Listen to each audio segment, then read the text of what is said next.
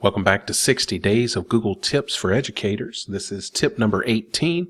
Today we're going to talk about how to create a table of contents in your Google document that allows for easy access to the different sections of your document.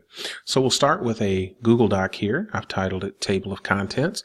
You'll notice that there is nothing on the page here, although I do have some other pages in this document already. What I want to do is create basically kind of like a hyperdoc, a table of contents where students can click and jump to other sections of this document without having to scroll up and down. And so to do that, all I want to do is I want to go to the Insert button and I want to insert a table of contents. Make sure you choose the one with blue links.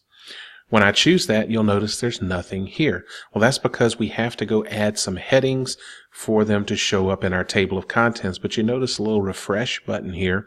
That refresh button will update this table of contents when we have added headings.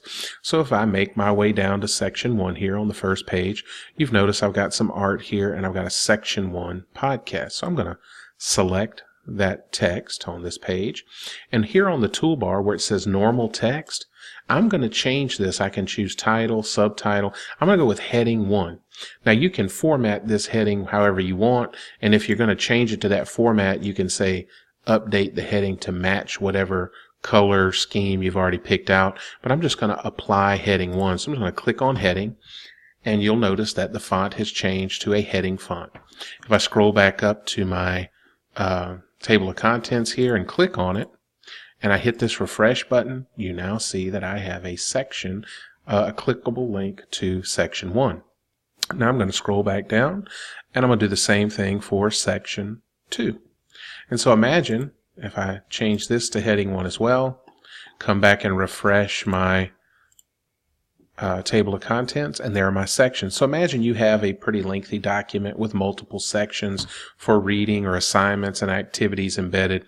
If your students want to jump to section 2, they just click the link and they're at section 2. And it's that simple. So you use the heading function to create this table of contents to make your document easier to navigate.